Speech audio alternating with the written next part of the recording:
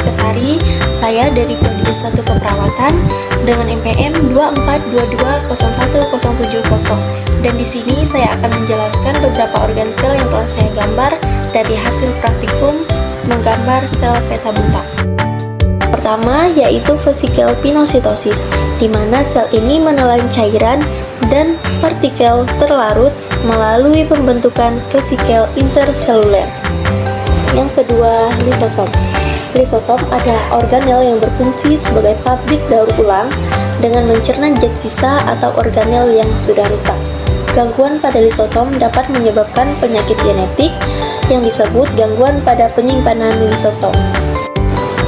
Yang ketiga ada vesikelologi.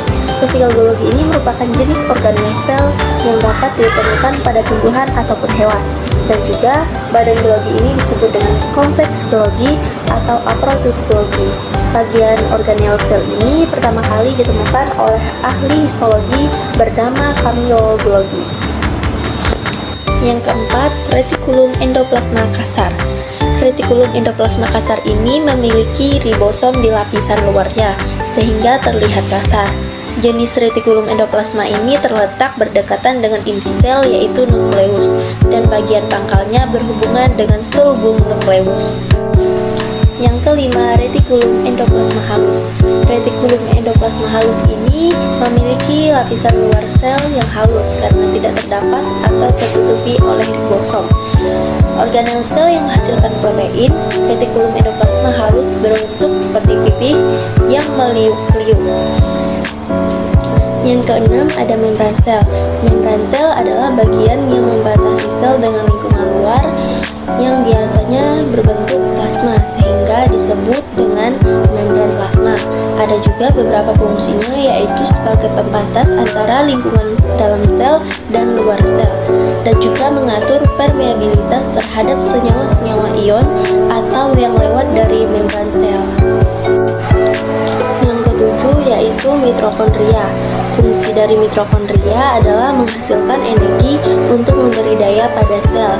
Organel ini bekerja dengan memproduksi adenosit trifosfat yang merupakan sumber energi utama di dalam sel. Yang kedelapan ada apparatus Golgi. Fungsi dari apparatus Golgi dalam sel ini adalah sebagai organ sekresi karena mengeluarkan zat yang masih dibutuhkan dan membentuk enzim yang belum aktif.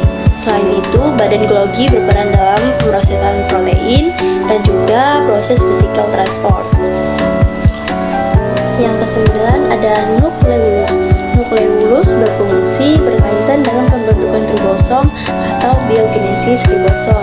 Selain itu, nukleus juga berperan dalam sintesis dan penyimpanan RNA dan juga sintesis protein. Yang ke-10 ada nukleus. Fungsi dari nukleus yang paling utama adalah untuk mengontrol karakteristik keturunan suatu organisme. Organel ini juga bertanggung jawab atas sintesis protein, pertumbuhan, pembelahan sel, dan diferensiasi. Yang ke-11 yaitu sentriol. Fungsi dari sentriol adalah pembelahan yang terjadi dalam sebuah sel dan juga mampu untuk membentuk silium dan flagella. Yang ke-12 yaitu mikrotubulus. Fungsi dari mikrotubulus sendiri merupakan penyusunan sitoskeleton terbesar dan pergerakan kromosom dalam pembelahan sel dan pergerakan sel. Yang ke-13 yaitu sitoplasma. Fungsi dari sitoplasma sendiri yaitu tempat menyimpan bahan kimia untuk metabolisme sel seperti protein, lemak, dan enzim, dan juga tempat menyerap air sesuai dengan kebutuhan sel, dan juga menjaga keseimbangan air dalam sel, pelarut senyawa, dan protein dalam sel. Yang ke-14 yaitu ribosom.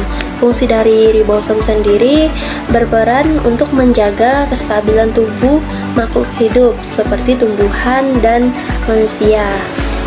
Sekian penjelasan dari saya mengenai fungsi-fungsi sel yang sudah saya gambar dari hasil praktikum menggambar sel peta buta. Terima kasih.